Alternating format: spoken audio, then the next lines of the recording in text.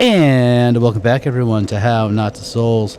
Jay are on here, and today we're looking at a Vitality Endurance build, or a Tanky Boy from Dark Souls 3. This was a very, very, very good build. The damage was nothing to write home about, but by the end we were doing decent damage. It was pretty cool. And contrary to popular belief for Dark Souls 3, armor can matter. I'm just gonna say that.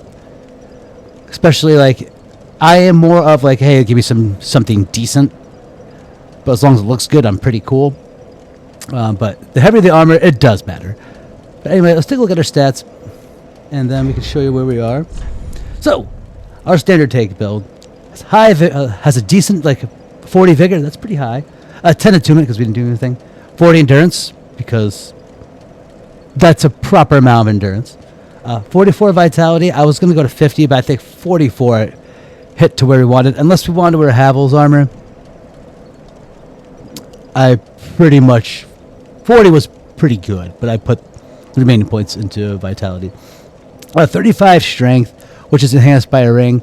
Also, you could do this with dex or a quality setting. And I have 20 dex also for weapon requirements. But really, you could flip it all around. You could have higher dex and strength, or just have them balanced out, because you're going to get the weapons that you'll be able to use. You'll be doing a fair amount of damage. You're not going to do the best damage, but you're doing a fair amount. And faith, intelligence, and luck all rank out on base stats. Our weapon of choice, which is I think, like, it's one of the best looking, better looking great axes, and also it has some like good flow to it. Is the Black Knight Great Axe, and basically this was like a showcase for me when I do the Black Knight build. But yeah, that flows really well. It's not the fastest, but once you chain, or you can get those combos in, really it doesn't matter because they can keep attacking you. You have the hyper armor, you already have the poise. So I think you're more or less going to win with the Black Knight Great Axe.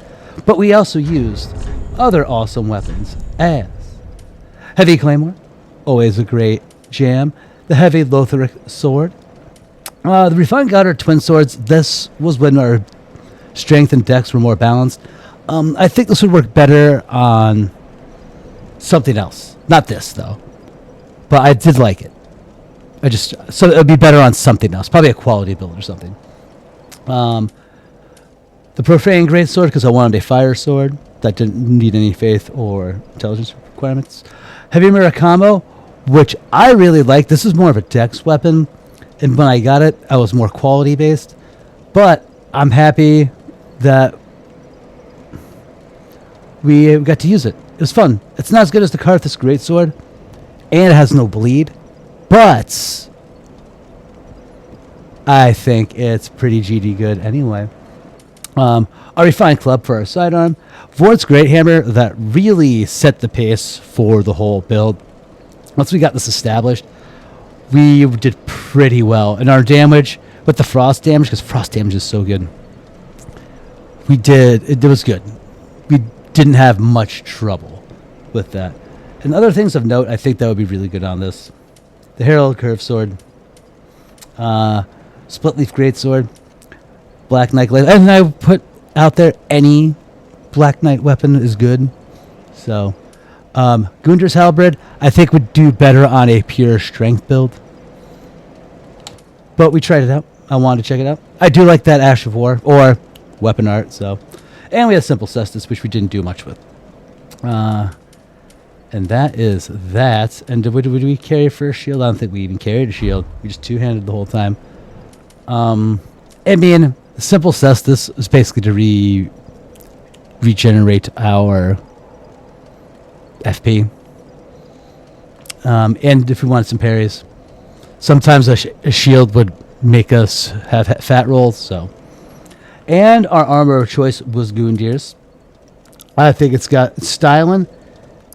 You get a nice amount of poise, 41. I think the best one was Havel's. The highest poise is Havel's. And then I think I didn't like Gundar's helm, so I popped on the Sunset helm. And I dig the style. Looks pretty good. For our rings, we're going to have Ring of Favor +3 and Havel's Ring +3 on there, just so we can carry the heavy things to help reinforce our vitality. And even if you wanted to get the Prisoner's Chain, that would work as well. The Knight's Ring to give us extra strength damage when we chose to go down the strength road. But other rings of choice, and this was the switch outer. This is the ring that we would switch out. I'd say either the Wolf Ring for more poise, Lloyd's Sword Ring, or Pontiff's Right Eye were the rings I was having on this as well. Calamity Ring +3 to regenerate our stamina much faster, and the base version as well works obviously not as good, but since we're carrying such heavy weapons and carrying such heavy armor, our stamina was just getting eaten away. So having fast stamina recovery was kind of huge. And I think when I used the bow, I was using great bows when I was using a bow. I think was the Dragon Slayer bow was my bow of choice. And yeah, consumables will be your consumables: knives, kukris, daggers, resins, bombs, whatever. Hey, if you want to throw some dung piles, throw them dung piles. But overall, pretty outstanding build. I would recommend this. I think this would be good for like a person who really likes to jump into the fray and just doesn't understand why, because they don't have like a good amount of armor, a good amount of hyper armor, or a good amount of poise or hyper armor, and to like use this, because this, for what it was worth, and our damage was pretty good. This is our highest damaging weapon. That's almost 600, 597. But yeah, no, you got it. This is it. This is fun. Tank builds are very viable, very fun. I recommend it. So everyone, thanks a lot for watching. Hope you have a great day, and I'll see you later. Peace out.